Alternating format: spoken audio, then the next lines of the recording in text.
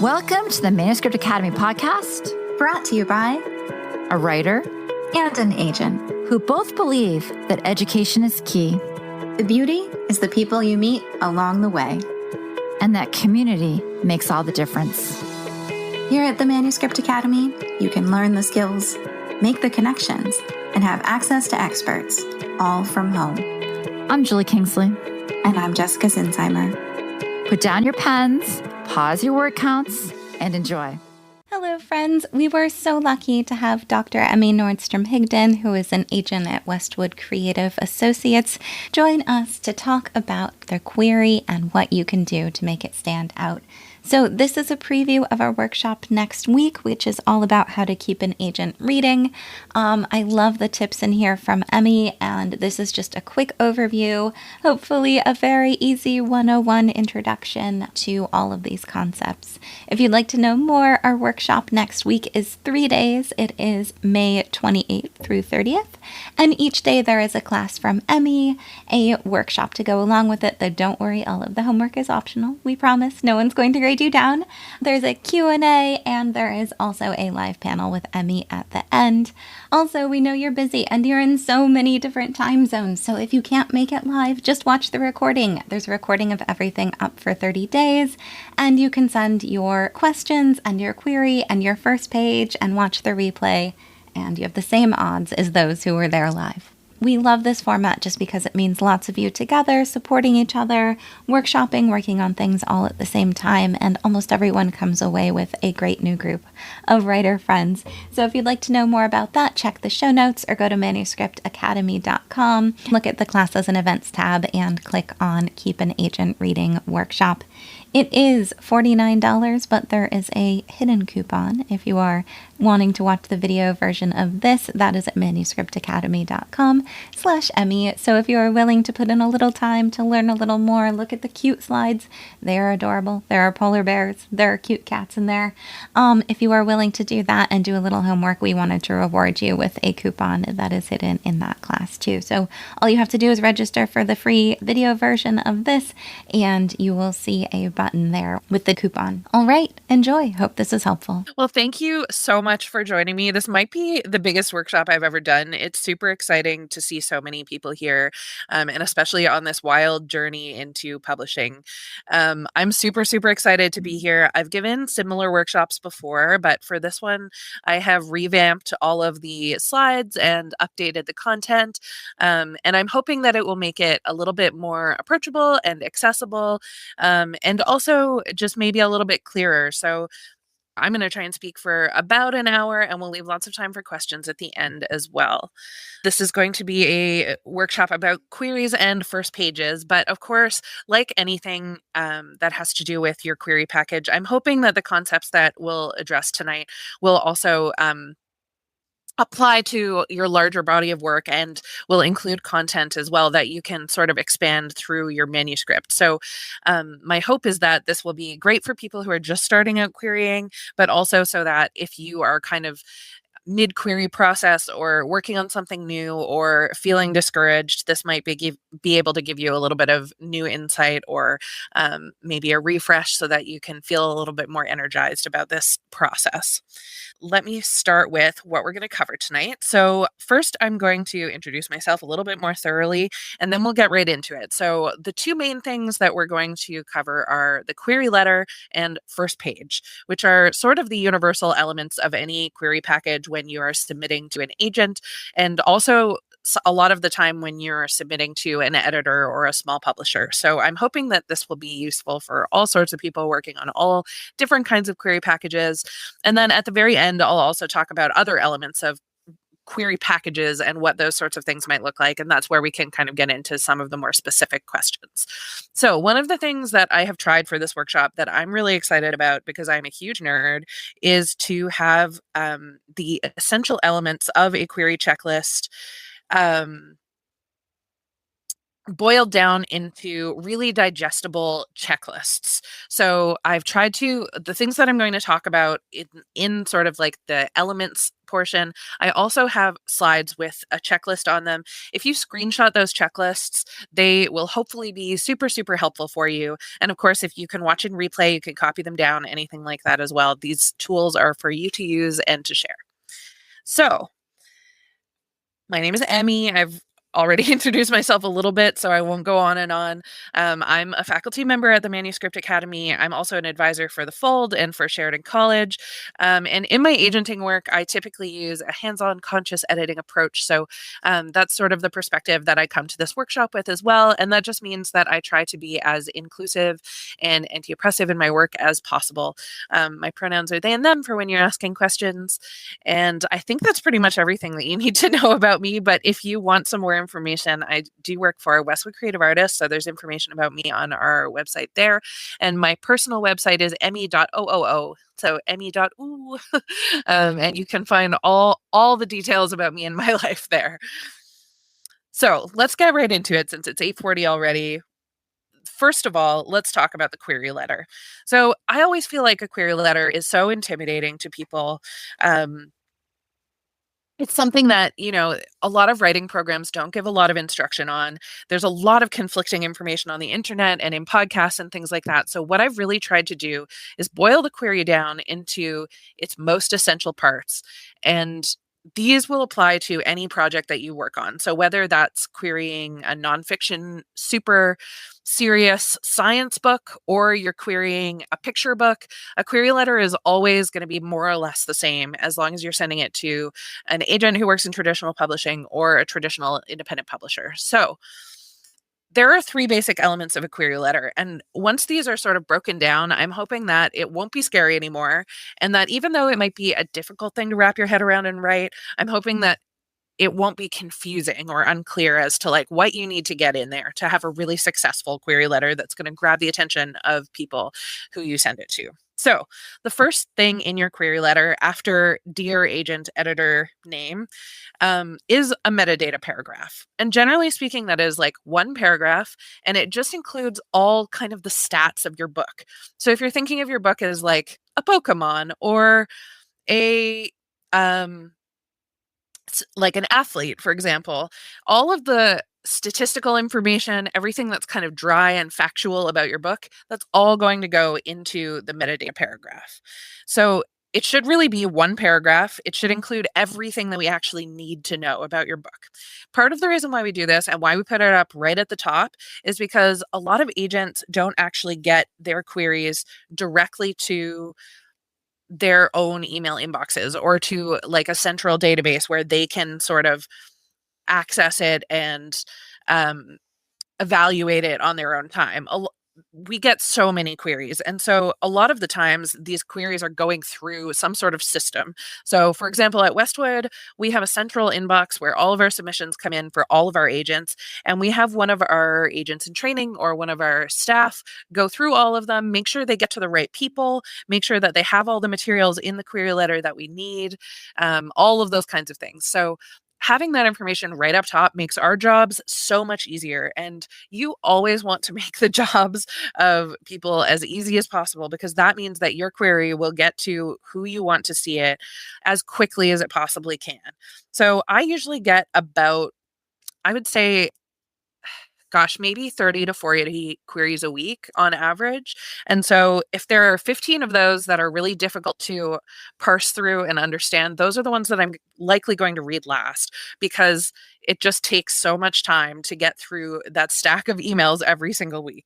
So if you can make your metadata paragraph clear, crisp, clean, then that will ensure that you get to the top of that pile. And I'll talk about in the next slide what actually needs to go in there in detail. The second thing that needs to go in a query letter, and it's usually only 2 to 3 paragraphs, is a summary. It's different than a synopsis. So a synopsis, you want to have all of your spoilers in there. Your summary in your query letter should not be like that. You do not need to stress out about including every single detail of your writing project in your query letter. A lot of people find it really, really difficult to boil, a 60 to 80,000 word book down to 2 paragraphs. It is normal that is a difficult process, and you shouldn't expect yourself to be able to put every single element of your book into those couple of pages. And the way that I suggest getting over that anxiety and to get to where choosing what details you're putting into those paragraphs feels intuitive is to think about your summary paragraphs as a teaser of your writing sample. The goal of a query letter is always to get through all of that material and have the person who's reading be super excited to read your writing sample, because that's really what's going to sell your book to an agent or to an editor, is your writing ultimately. So we want this part to be simple and easy and clear and to do its job so that we can get through it and get to that sample at the end. And again, I'll talk more about the summary on the next slide. Last but not least, before you sign off, you want to include a bio. And this part sounds really simple, but I get so many letters that don't have a bio in them at all. Zero bio, no information about the author. And that's really, really tricky, because as much as I love reading about people's books, and as much as that's ultimately the thing that, we're going to be working on together, the relationship between an agent and an author, or an editor and an author, is ultimately a creative business agreement. And I want to know who I'm going to be working with and how I can best work with those people. So without a bio, that's really, really difficult to know. So in your bio, you definitely want to think about it as a publishing bio first. So this is your place to include all of your brags, everything that you want someone to know that you've been working so hard on, that you've achieved in your writing career so far. You want to include all of those accolades. You want to include all of those bylines and anything that you've been doing that would count as like writing education. So, for example, if you attended a live query workshop with me, that might be something that you might include if you're a debut author and this is like one of your first steps in your publishing career. So you're in the right place. And when you're thinking about your bio, you want to make sure that you tell people all of the hard work that you've done. Okay, so 3 elements of a query letter: metadata paragraph, summary, bio. Nice polite sign off. Make sure that you get people's names as right as you can in your address to them, and you should be good to go. So this is the query checklist. I really enjoyed putting this together. I really, really hope that this will be super, super helpful to you. And the reason why I think a checklist is a great tool for when you're query writing is because we do so many drafts of these things, right? You can really lose sight as you're going through. I know when I've written my own cover letters or query letters, by the end of the 3rd or 4th draft, sometimes I don't even remember what was in the first draft. So this checklist is intended to be a tool that you can kind of keep like off to the side in a folder somewhere, taped to your desk, stuck up on your bulletin board as you're drafting. And when you get to the end of a draft and you're like, okay, this is perfect, you can go back to the query checklist and you can be like, did I include all of these things? Check, check, check, check, check. So no matter how kind of creative or, I hesitate to use the word experimental because queries are not really the place for experimenting, but creative is maybe the best way to phrase it. No matter how creative you get with your letter, you can go back and make sure that every element that needs to be in there is in there. So let's start at the top. First of all, ideally, query letter, 500 words or less. I say 500 words in like a very general way because, when I'm thinking about query letters, I'm thinking about them very broadly. So any project that needs a query letter. But your summary paragraphs are obviously not going to be as long if you're working on, a 600-word picture book as they would be if you're working on like a 4-volume epic fantasy. So I would just keep in mind when you're writing your letter that the length should be proportional to the size of the project. I don't need to read necessarily 500 words if your whole book is 600 words. I might need to read like 300 words or 200 words. If you're writing especially if you're pitching like a multi-volume project or a complex nonfiction project, something that might later be accompanied by a book proposal, then yeah, your query is likely going to be on the longer side. And I would say that that's also true of things that have a lot of heavy world building. That said, 500 words is more than enough to get all of this information in. And the reason I say that is because we as agents and editors want to see your writing skills come through in the query too. So we want to know that you can edit yourself and that you can go through and revise and that you can be really concise and efficient. So even if your book is, close on 100,000 words, try and keep your query letter under 500 words, and try not to think of it as your only chance either. Ideally, anything that doesn't get covered in the query, you're then going to have time to follow up with in the call or after, the editor or agent who you're writing to has had a chance to read more of your work. This is like a first step, a first tool. So let's go through this checklist. You'll see here that I've organized it by the same 3 sections as my previous slide. So metadata paragraph, summary, publishing bio. Those are your 3 essential elements. Your metadata paragraph, you want to start with a personalization. So that is telling the agent or the editor who you are addressing your query to why you chose them. So did you hear of me because you did a workshop with me? Did you hear of me on a podcast? Did you know that I represented one of your favorite books that you've ever read? Did you find me in a Google search and something about, my Twitter account resonated with you? What is it that makes you pick me or the person you're addressing your query letter to from all the hundreds of editors and agent options out there in the world? What makes you think that you would be the right fit for me or that I would be the right fit for you? How did you find me? Tell me something. That should just be like 1 sentence. It's not a huge deal, but it can really, really help to kind of give the person you're writing the letter to a little bit of insight and to make it feel a little bit more unique based on, the mass quantity of queries that we sometimes receive. And if you're writing and querying, say, like a publisher or an agency, that can be just as useful. So focus on, what about that agency drew you in? Have you read books from that publisher before? Any of those kinds of things. The second thing, straightforward, but also surprisingly happens, that people do not include the title of their book in the first paragraph. I always encourage people, the industry standard is to capitalize book titles, all book titles. Please capitalize your own. It will make it, feel and seem as professional and polished as it absolutely should at this stage in the game.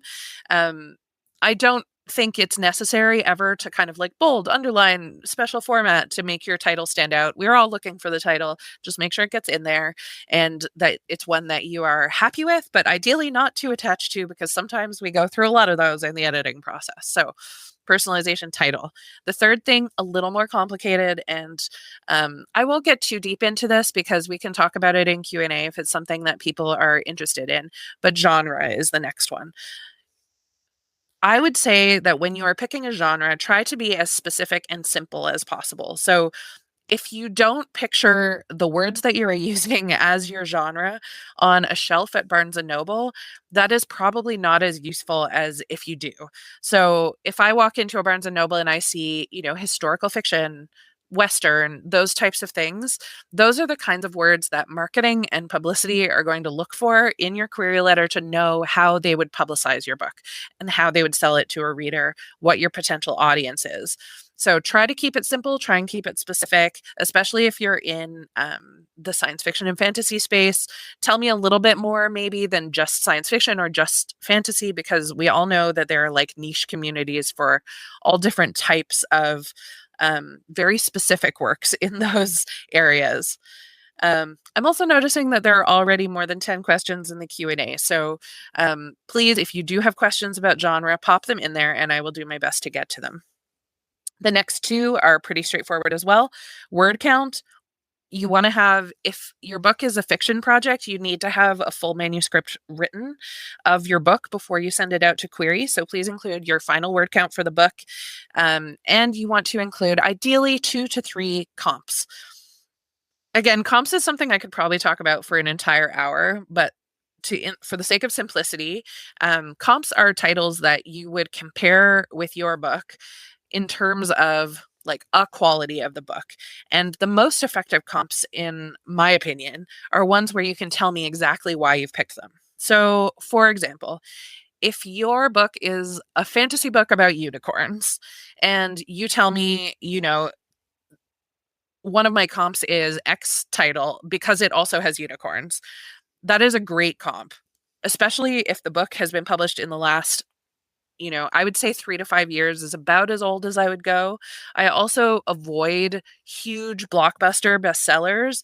And part of the reason for that is because you are setting yourself up to be compared with these authors. So please give yourself an easier task than that. Um, but yeah, so if you tell me, this book has the same subject matter, like in the example I just shared, that's a really great, straightforward one. But you can choose comps for all kinds of different reasons. Ideally, your book doesn't have an exact comp on the market already. So if you have a character who's similar to a book that you love, or I'm sorry, I just bonked my camera. If the tone of your book is very similar to another book, if the authorial voice or the sense of humor, any of those things, they can all be used as comp titles. So make sure that you tell us, the title of the book, the author's name, and why you think it's a good comp for your book. Again, you don't need a million of these. 2 to 3 absolutely suffice.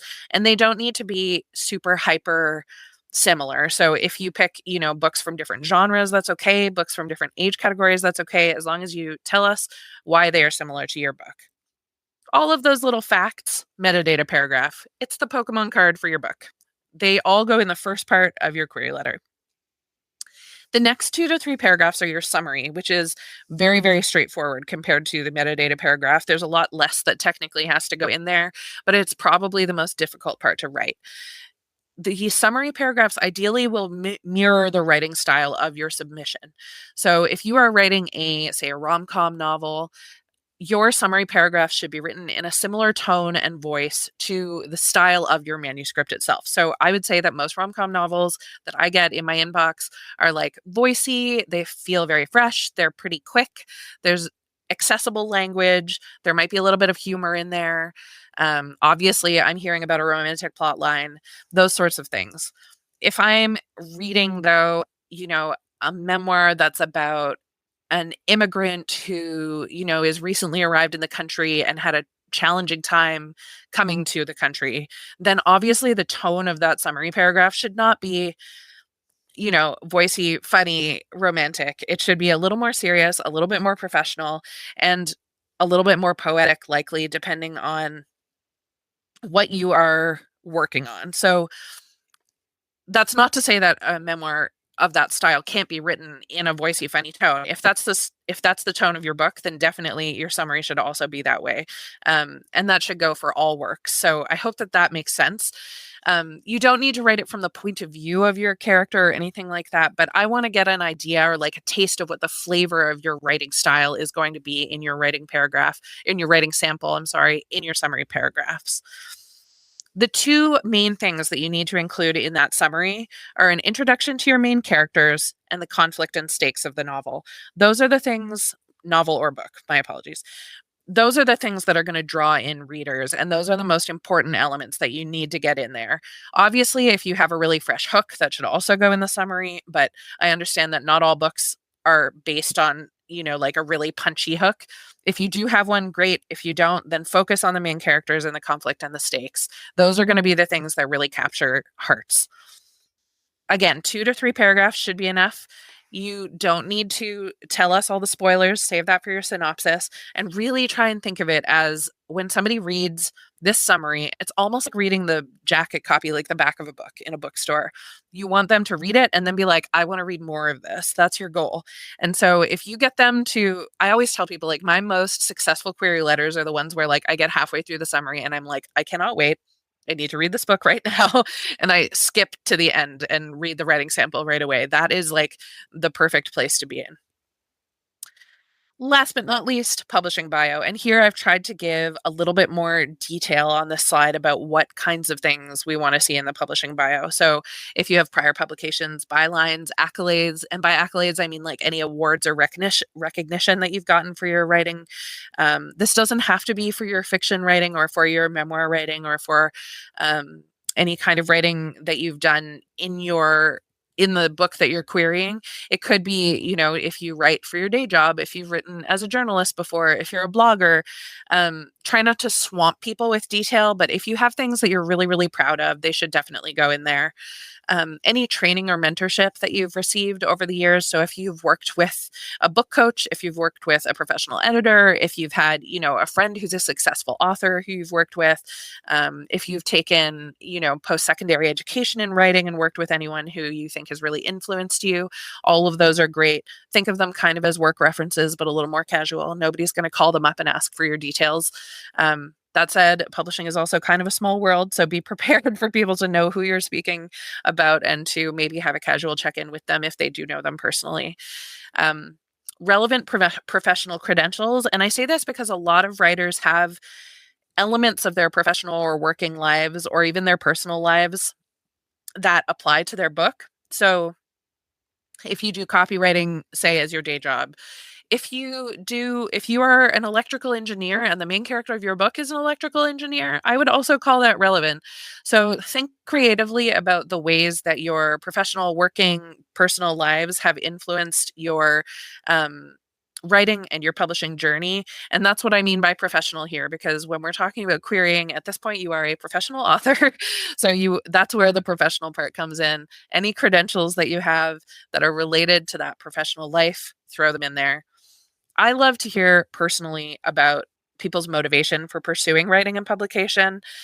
What made you want to write this book? What made you want to tell this story? And why, after you've written it, are you going through this extremely difficult process of trying to find a publisher for it and getting it a wider audience?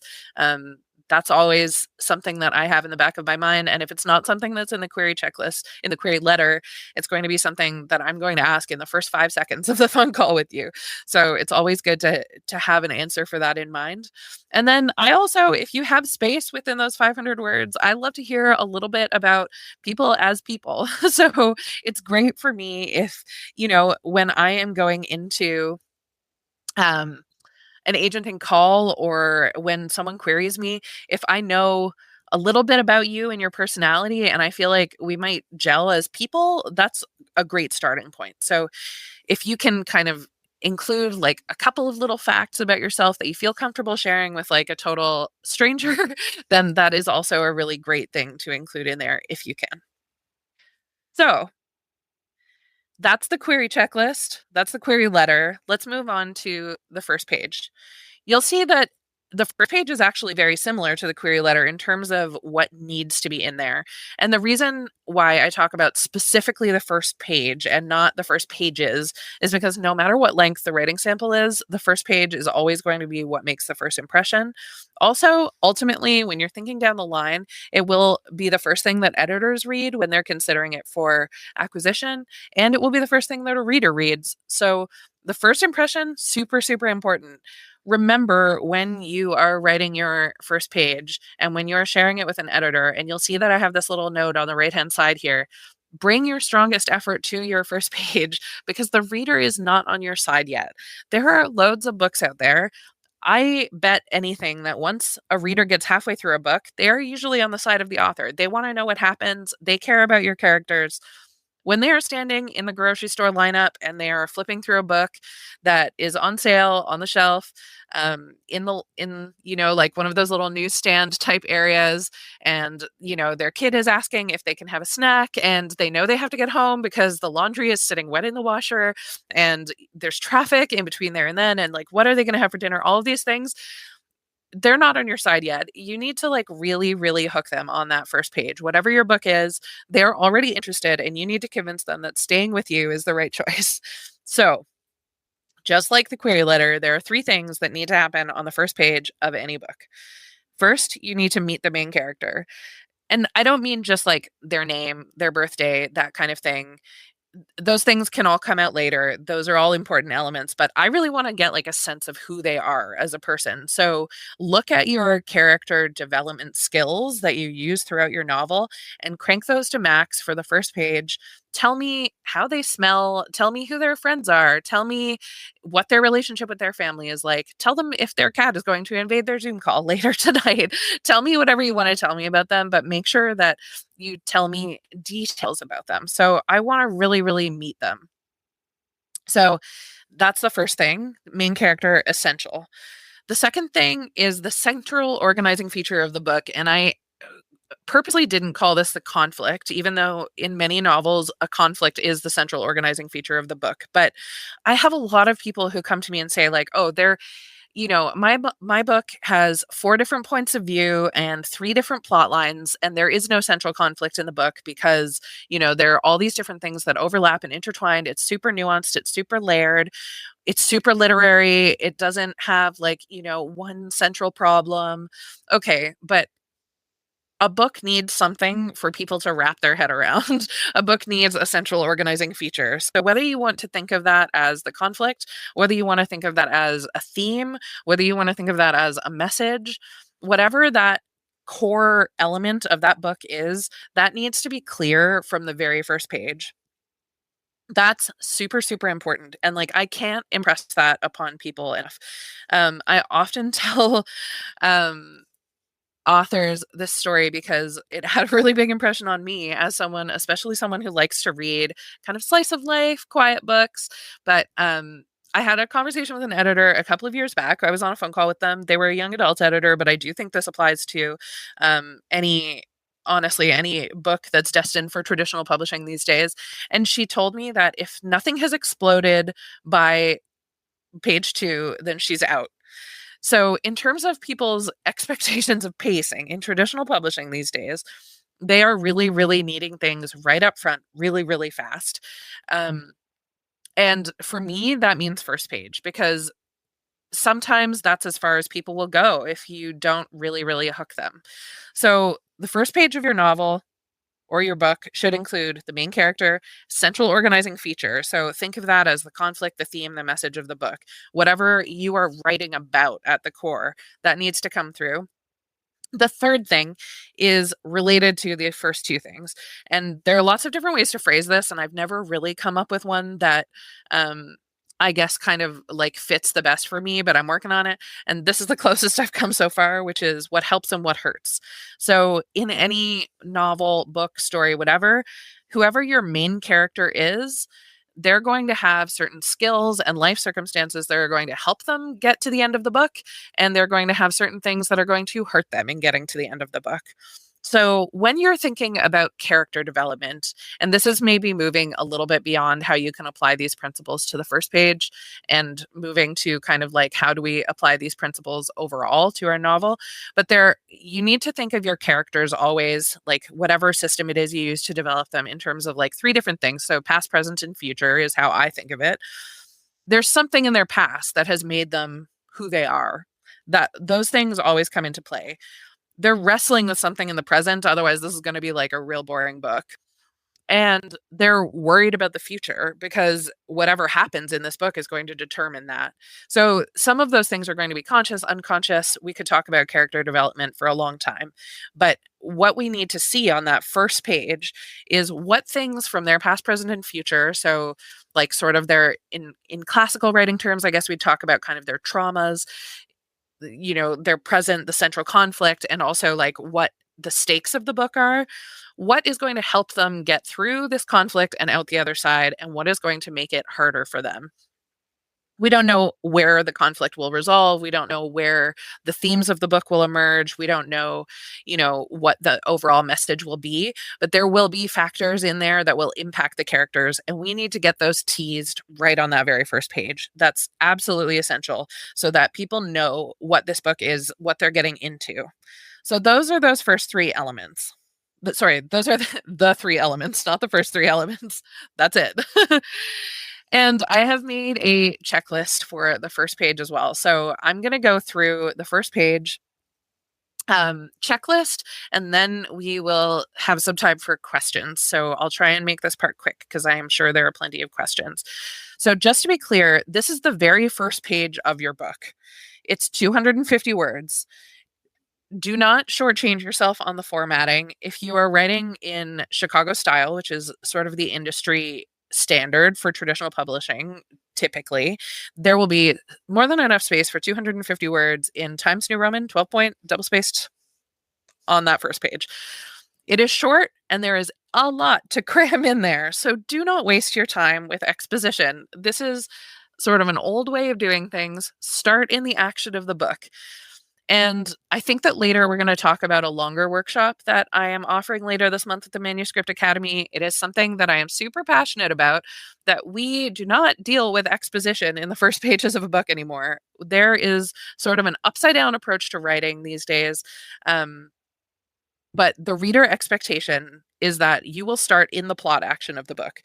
So unlike query letters, there is no kind of structured, like, this needs to come first, then this for the first page of your book. These three elements can all kind of feed each other, but all of these things on this checklist need to be in there. And once you have written 9,000 drafts of your first little page, you should be able to take this checklist, just like the query letter one, and go back and be like, okay, have I included this? Have I included this? Have I included this? And if you can check off all of these things, they're all there in some way, shape, or form, then you will know that your first page is complete and agent ready or editor ready.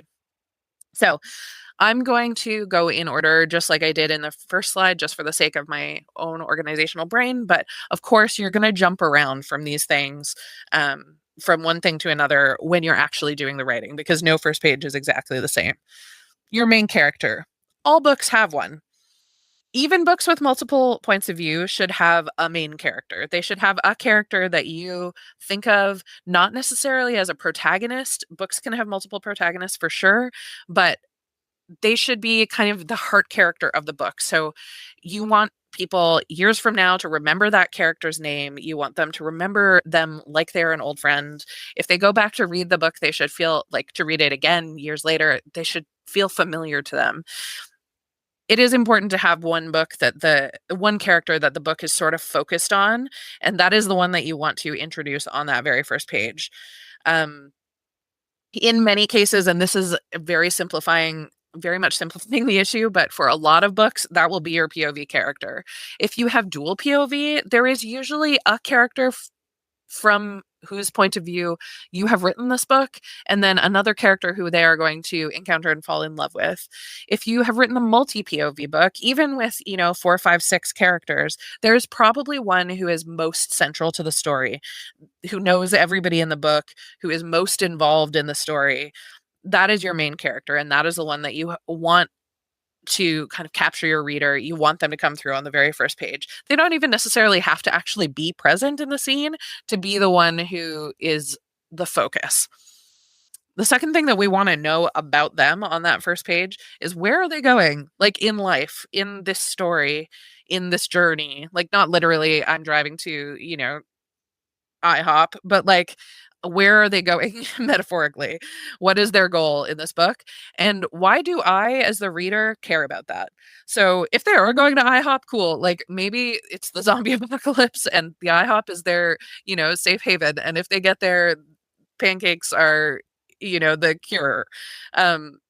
If they are going to IHOP, though, I need to know that it is the zombie apocalypse and that, they need to get to those pancakes, because otherwise it's not really that big a deal that they're going to the IHOP. You know what I mean?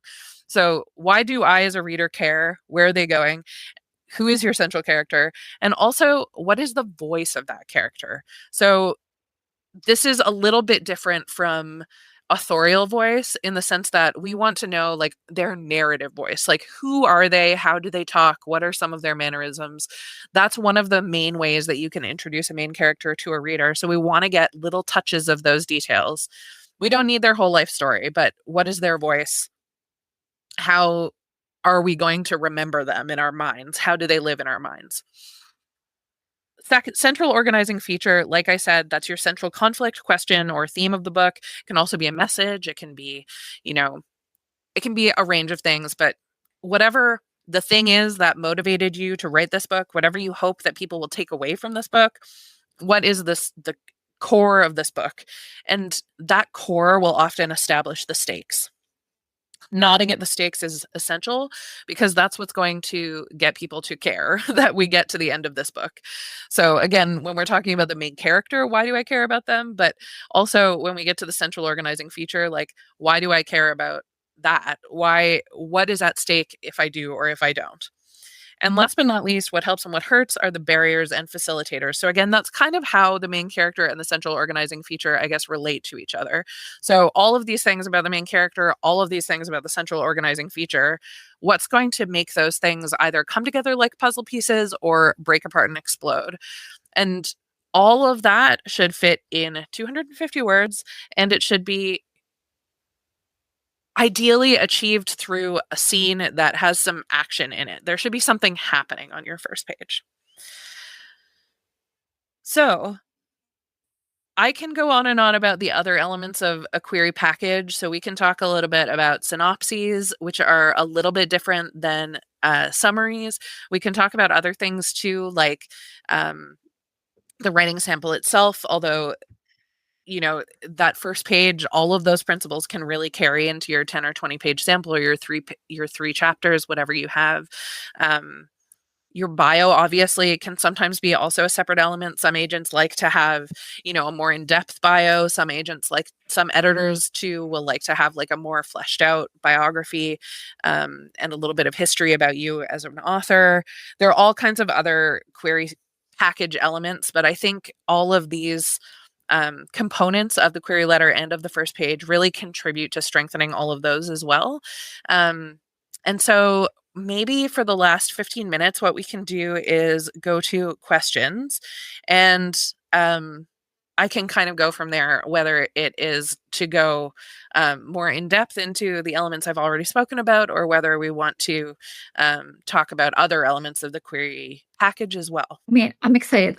One, I want to say, like, I'm so impressed by all the questions and how everyone handled those. Like, it's so great to see you guys just talking and helping each other. Yeah. I started off.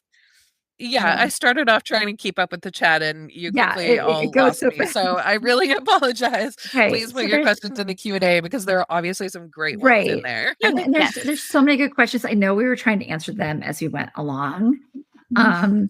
But let's just get started. I'm excited. Yeah. And remember, you can upvote your favorite questions. I'm just going to choose one first. Emmy, please talk about the synopsis.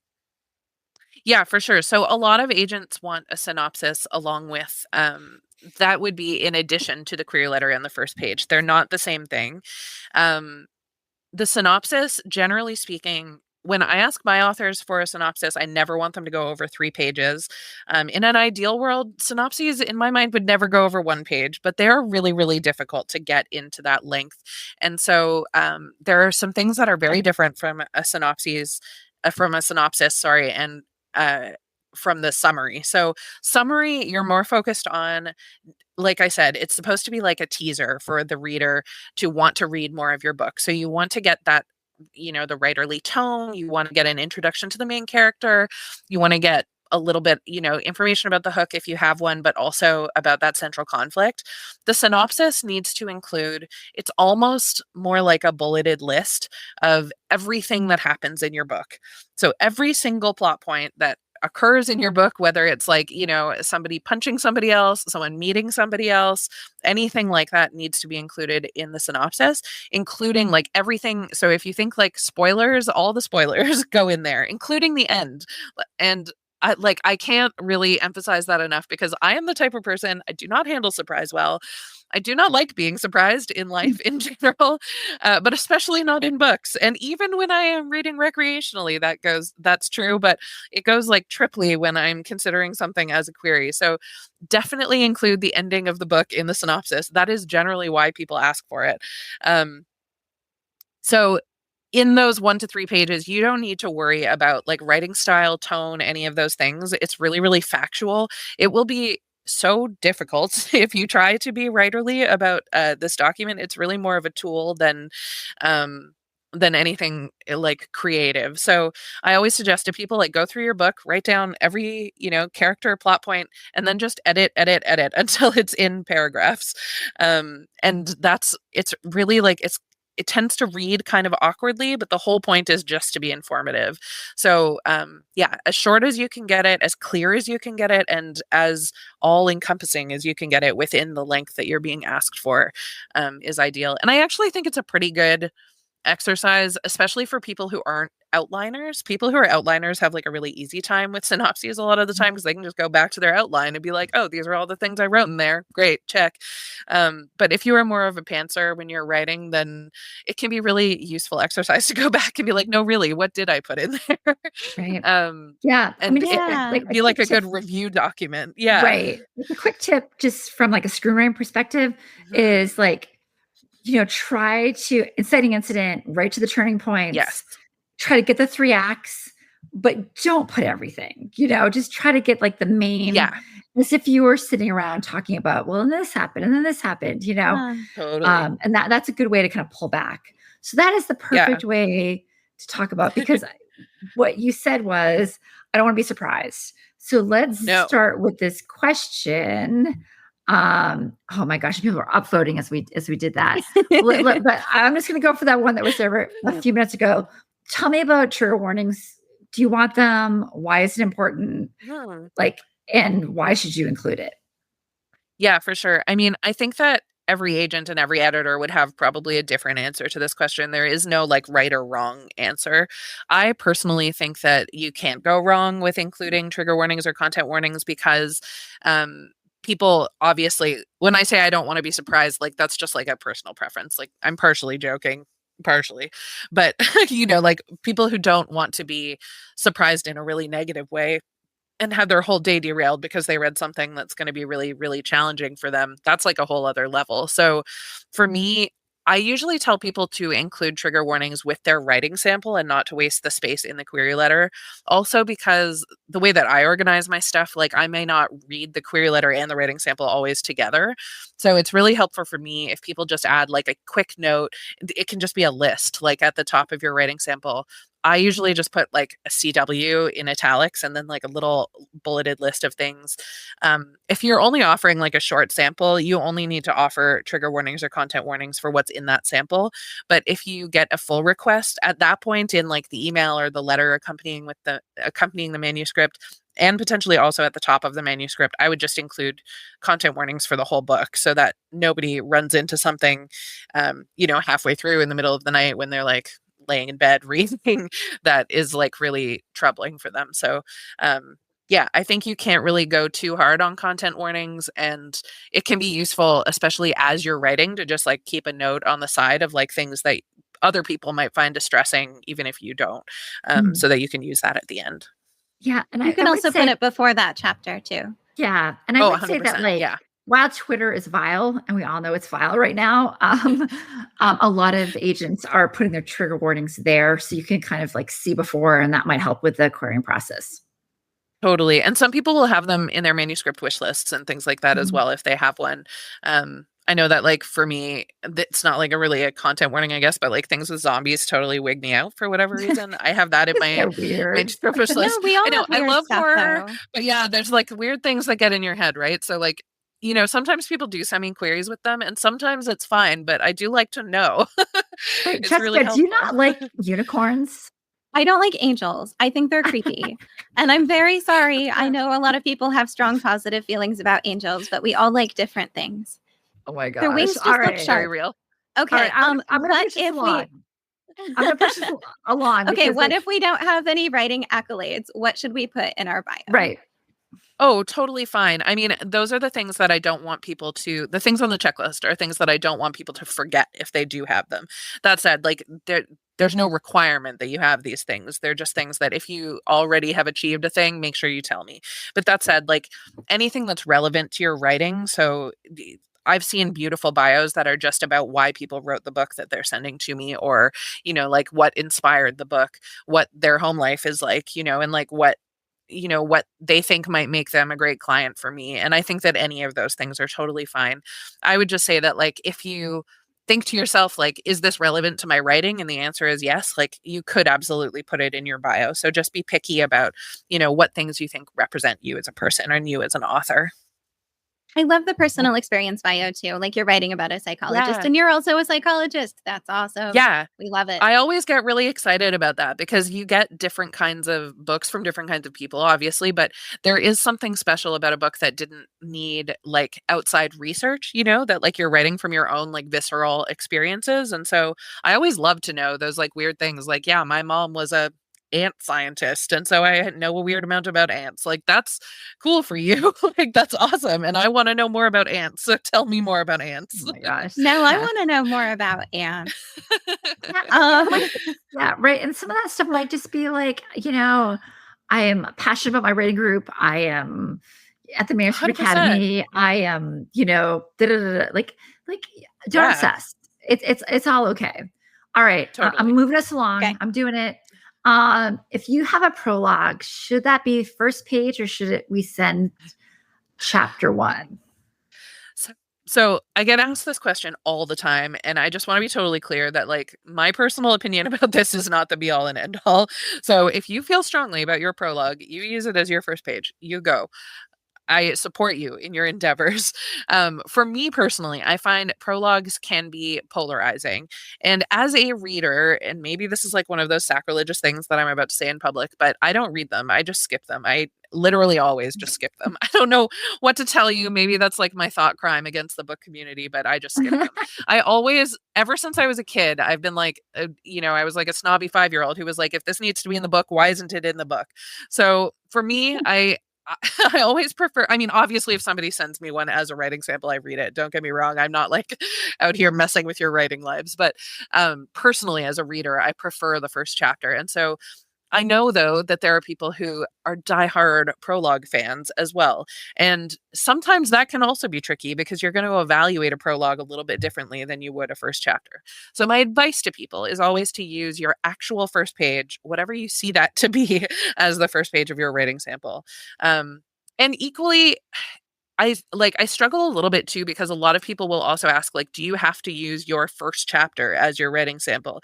And you don't. There's no rules. We're in the Wild West out here, like you can use whatever your heart desires as your writing sample. But I will say that like most commonly people will want to see your first page at some point. So for me, like if we're playing on the safe side and trying to appeal to like the largest number of people in like a neutral, like no barriers kind of way, I would say use the first page of your first chapter as your first page of your writing sample and go from there in general. If there's like some deep-seated, like deep-rooted heart feeling you have about your prologue or your like chapter 7, go for it. Nobody's going to like boot your query out of their inbox because of that. But I think that eventually somebody's going to be evaluating your first page, and it is useful to think of that from the very beginning stages. If I was going to jump in here after being a writer and looking at a lot of like queries and then first pages, it is jarring if your query is about like Joe and then you have a prologue about Charlie. I'm like, who's Charlie? You know what I mean? So think about what your query says, and then think about what your first page says. And I think that you're creating something in that query that's piquing interest. And then if we're going somewhere totally else, it might burn you. So think about that. Yeah. And you can also make that a little bit smoother by like telling us in your query letter if you have done something unusual. Like if you have 6 POVs, this is not something I highly recommend, but if you do, like mentioning that in your query will make it make more sense when like I read one POV and then I request your full manuscript and I'm like, where did that character go? Where's Charlie? Yeah, I liked her. Bring her back. So we have some prologue content on our YouTube. I've put the link below. And that's just a place where you can see agents talking on various subjects.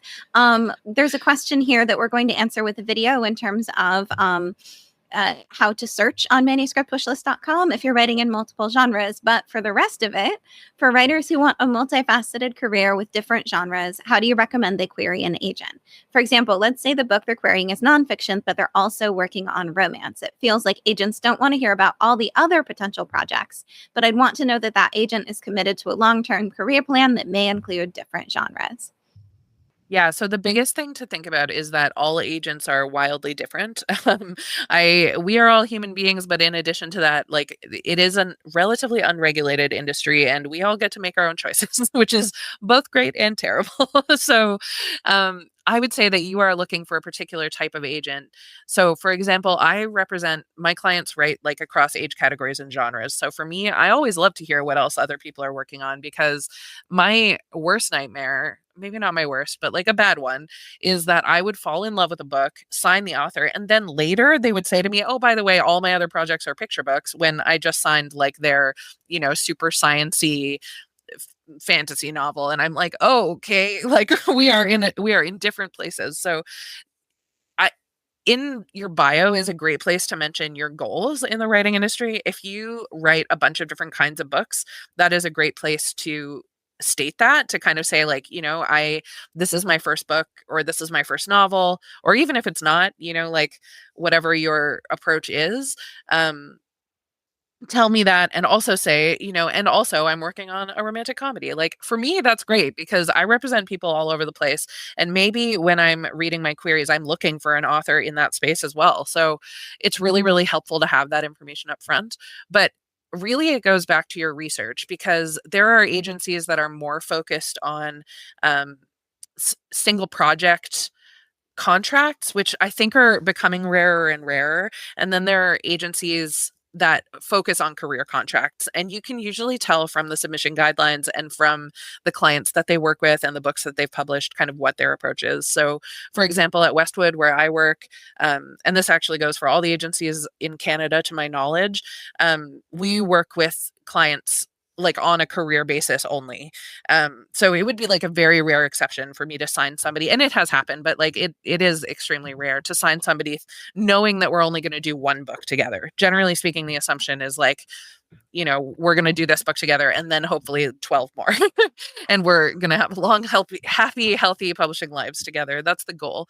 So I would say, that is a great question to ask an agency, to ask an agent. You can always send inquiries like that if it's not clear from the website. But definitely, if you work in multiple genres, you want to make sure that you're querying editors who are open to all of those genres and work in those areas.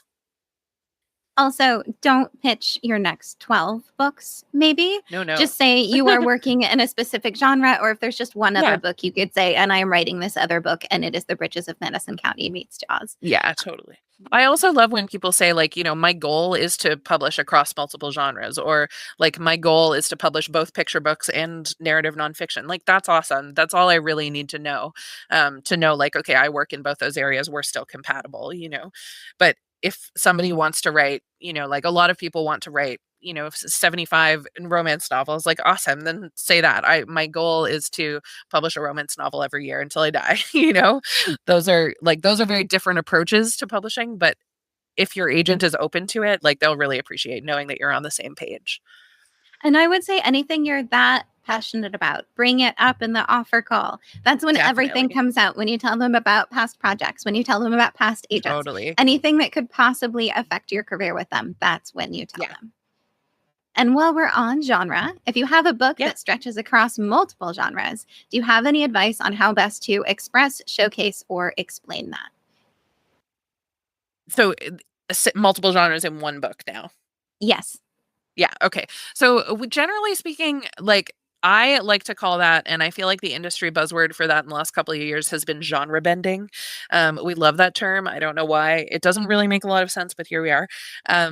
But I would say that that's something you want to mention like in your metadata paragraph. So if you think that your book is, a romantic science fiction, or my brain is blanking on multiple genres that could possibly go together. Like a Western cookbook is not really a combination that I've seen before, but like, hypothetically, that would be information that I would put in your metadata paragraph. And it should also come through in your comps potentially. So, like I said, each comp doesn't have to represent your entire book. It can be a great place to kind of be like, if your book is like a thriller, but also has like strong, I don't know, like enemies to lovers vibes, like maybe you want to pick one book from each of those categories to kind of represent what your book would be.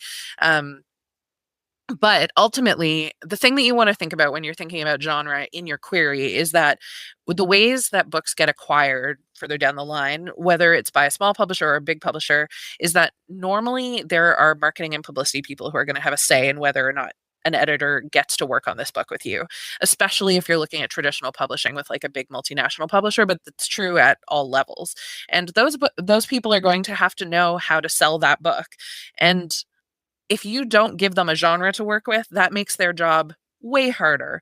So it's not to say that they won't do it or that they'll never do it. If your book like absolutely blows somebody away, it might not matter at all. And especially if you have a back catalog and proven sales record, it matters a lot less.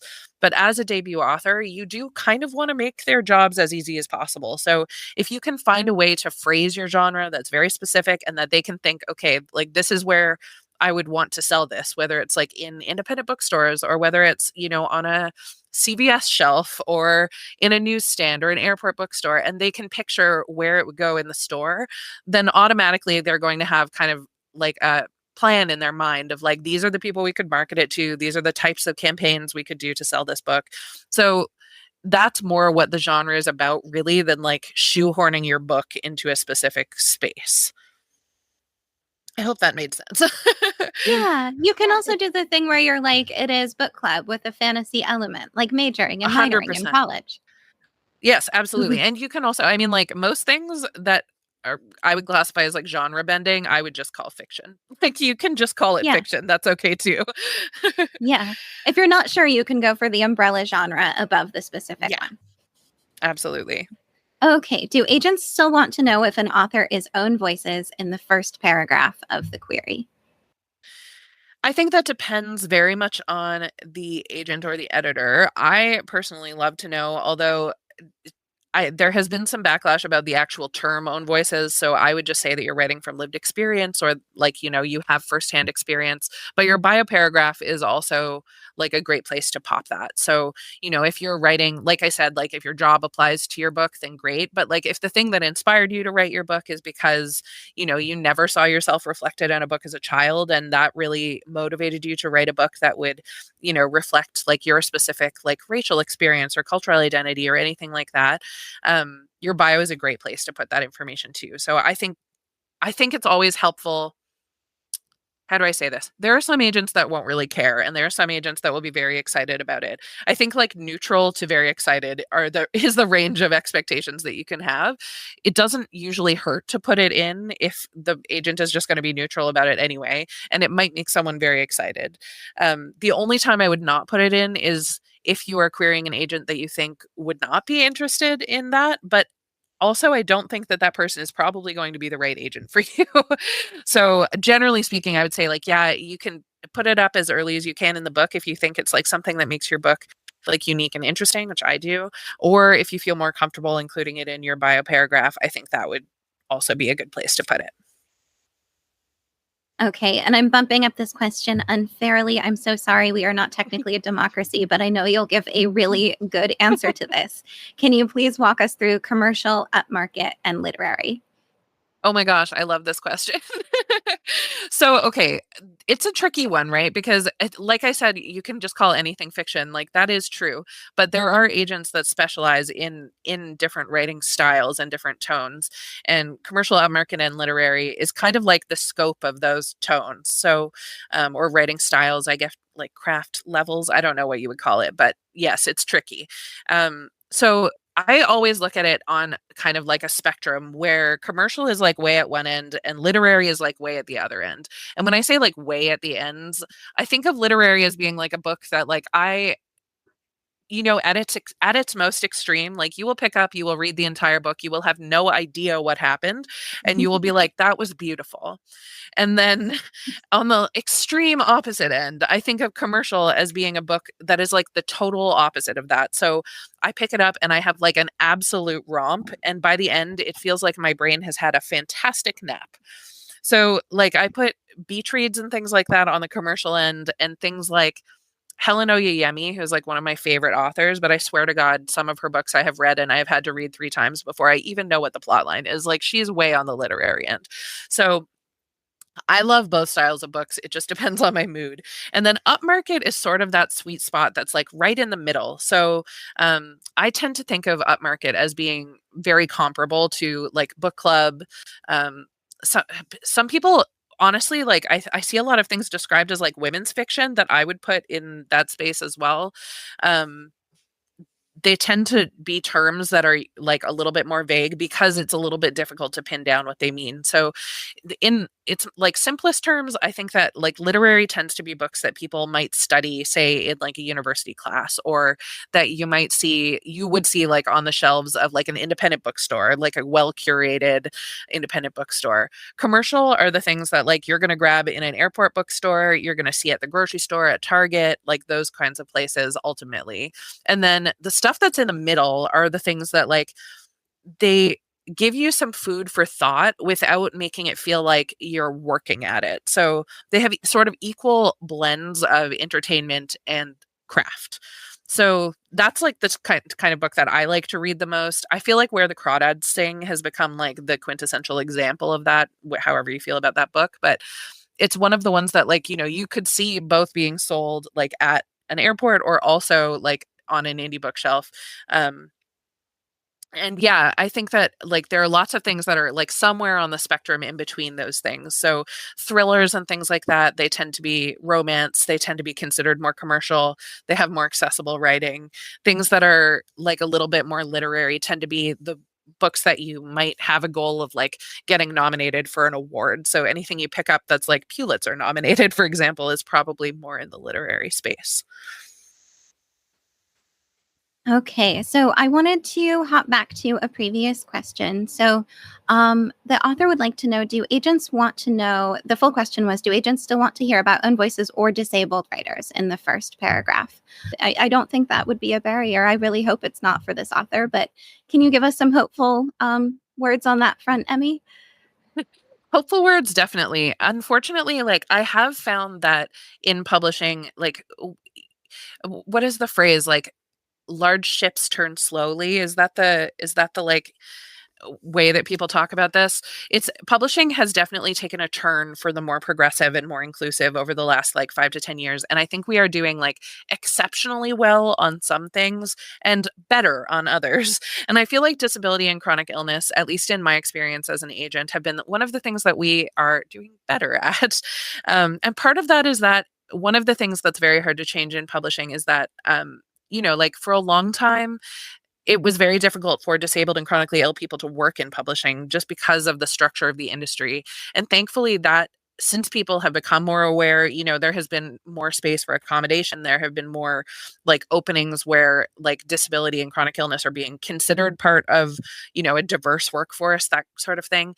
I think that it's becoming less and less challenging to work in this field as a disabled and chronically ill person. And so I think that, we will over time see a lot more books with good representation of disabled and chronically ill people. And I think that there is a huge audience that is like super hungry for that. That is my like hopefulness. The downside is that like it has been one of the things that I think publishing has been slower to kind of pick up on. And in part, it's just because people who are 100% healthy and have never had, experiences of chronic illness or disability in their life a lot of times associate those kinds of experiences with like deep sadness. And so there's a lot of like grief wrapped up in that for people who are not part of the community. And so